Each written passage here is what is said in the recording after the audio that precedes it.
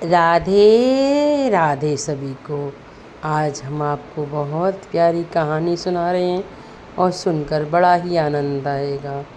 एक हमारे वृंदावन के प्रमुख संत हैं स्वामी हरिदास जी, जो कि ललिता जी के अवतार हैं।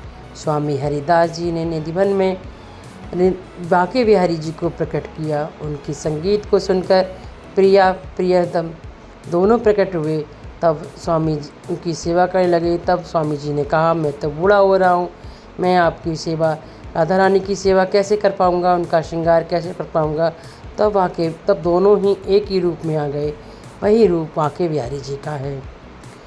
जो स्वामी हरिदास जी थे, उनके शिष्य थे तानसेन, जो अकबर के 9 रत्नों में थे। एक दिन तानसेन ने संगीत गाया। उनके गायन सुनकर अकबर वाता बहुत प्रसन्न हुए और बोले कि तुमसे ज़्यादा बड़ा कोई संगीतकार इस दुनिया में कोई नहीं होगा। तब तानसेन ने कहा, वासे सलामत, मैं इस बात से आपकी से संतुष्ट नहीं हूँ, क्योंकि जो मेरे गुरुजी हैं वो तो समंदर के समान है, मैं तो उस बूंद के समान हूँ जो एक बूंद होती है। तो अकबर बादशाह ने कहा, अपने गुरुजी को बुलाओ, हम उनसे मिलना चाहते हैं। तो तानसेन बोला, हमारे गुरुजी वृंदावन से बाहर नहीं निकलते हैं, वो निधिवन में रहते हैं। अगर उनसे मिलना है तो वहीं जाना पड़ेगा।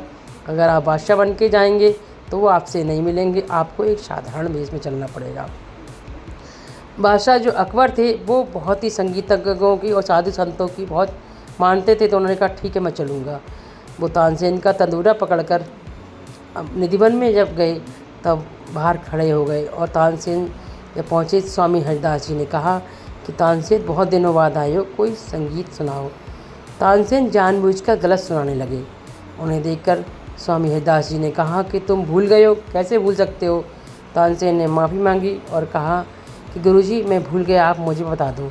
तब हरिदास जी ने जब गाना गाया, संगीत गाया, तो उनके संगीत को सुनकर इतना सुंदर वातावरण हो गया कि बस बादशाह जो अकबर था वह भूल गया कि बादशाह वो साधारण वेश में आया। उसके मुँह में से वाह जब उसके मुँह में से वाह निकली तो ये बात सुनकर स्वामी हरिदास ने कहा कि बाहर कौन है। तो तानसेन ने कहा कि वो बादशाह आए हुए हैं। तब इस बादशाह ने अपने गले में से माला निकालकर स्वामी हरिदास जी को भेंट करने के लिए देने की कोशिश की। स्वामी हरिदास जी ने कहा कि इसे रख दो। वहाँ रख दी। थोड़ी देर में वहाँ देखा एक हिरण का बच्चा आया।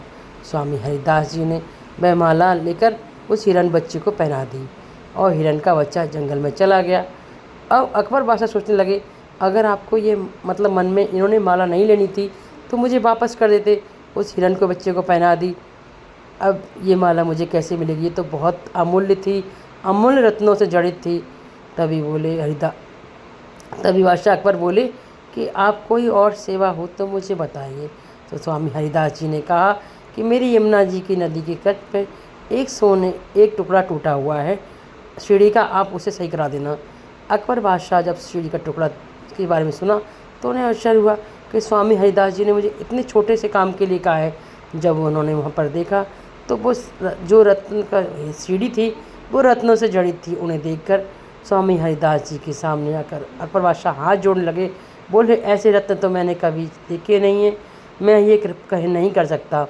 तो उन्होंने कहा, कोई और सेवा बताओ। तो उन्होंने कहा, ठीक है, तुम एक सेवा करना कि जो वृंदावन के बंदर हैं और मोर हैं उनके लिए चने भेजा करना और लोगों से कहो कि हमारे जीव जंतुओं को ना खाएं, उनका भक्षण ना करें और कभी भी इस तरफ वृंदावन की तरफ मत आना। अकबर बादशाह ने कहा, ठीक है। तभी थोड़ी देर में अकबर बादशाह ने कहा कि ठीक है। तभी थोड़ी देर में स्वामी हरिदास जी ने कहा कि तुम्हें अपनी माला चाहिए।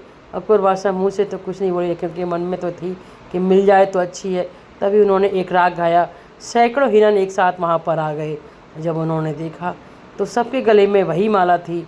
तो स्वामी हरिदास जी ने कहा कि आप अपनी माला पहचान लो और उसके गले में से निकाल लो। यह देखकर अकबर वाता नतमस्तक हो गया और हाथ जोड़कर खड़ा हो गया।